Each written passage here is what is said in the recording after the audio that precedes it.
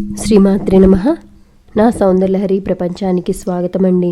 అమ్మవారికి దగ్గర అయిపోయాం మనం అని ఎప్పుడు మనకి తెలుస్తుంది? మన మనసుకి ఎప్పుడో చెప్పనా, ఒక మనిషి మనల్ని బాధ పెట్టినా, ఏవేవో మాట్లాడినా, వెనకాల మాట్లాడే విషయాలు మనకు తెలిసినా, ఇబ్బంది పెడుతున్నారు అని తెలిసినా, కాస్త బాధపడ్డా కూడా నాకెందుకు అమ్మ ఇక్కడ ఈ జన్మ తీసుకుంది నేను నా పని చేసుకొని వెళ్ళడానికి, ఈ కర్మలన్నీ నేను పట్టుకొని మోయడానికి కాదమ్మా అని మనసుకి ఎప్పుడైతే తెలుస్తుందో, ఎప్పుడు పక్కవారు ఎలాంటి వారైనా నీ ధర్మం నీవు పాటిస్తూ ఉంటావో, బాధకి కూడా ఒక చిరునవ్వు తెచ్చుకునే సామర్థ్యం ఎప్పుడు వస్తుందో అప్పుడే అమ్మ నీతో ఉన్నట్లే. ఎందుకంటే అమ్మకి కష్టం సుఖం ఇవి రెండు వేరువేరు కాదు. ఎందుకంటే అమ్మవారు కష్టం ఇచ్చింది సుఖం ఇచ్చిందంటే ఆవిడ ప్రకృతి స్వరూపిణి. ప్రకృతి మనకి ఏది ఇస్తుందో అదే అమ్మ ఇస్తుంది.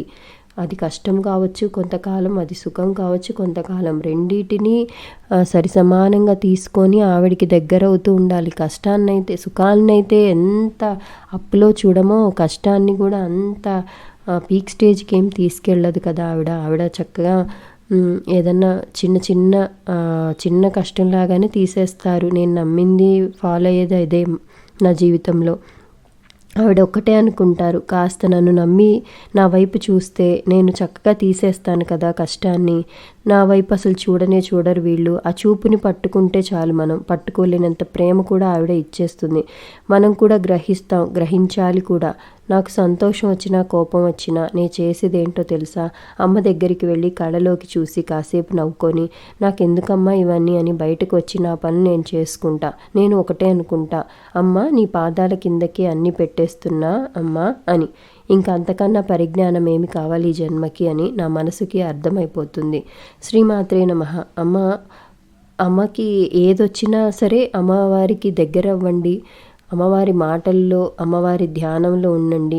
అంటే నేను ఇంట్లో పనులన్నీ మానేసేసి ఆవిడ దగ్గర నేను కూర్చోమని చెప్పట్లేదు. మనసులో స్మరించుకుంటూ ఉండండి. అప్పుడప్పుడు ఆవిడే అన్నీ మనకి దారిని చూపిస్తూ ఉంటారు. అమ్మ పాదాలకి వదిలేయండి. ఎటువంటి కష్టాన్నైనా ఆవిడకి ఎటు నుంచి ఎటు తిప్పాలో ఇప్పుడు మీకు అర్థం కాదు. కొన్ని సంవత్సరాల తర్వాత అయినా ఈరోజు ఇలా ఎందుకు జరిగింది, ఈరోజు ఎందుకు ఇలా మాట్లాడామనేది ఆవిడ ఉపాసనలో ఉన్న వాళ్ళకి అర్థమవుతుంది. అది కొన్ని సంవత్సరాల తర్వాత అయినా మీకు అర్థమవుతుంది తప్పకుండా. శ్రీమాత్రే నమః. మీ సౌందర్యలహరి శ్రీమాత. అమ్మ దయ ఉంటే అన్నీ ఉన్నట్లే.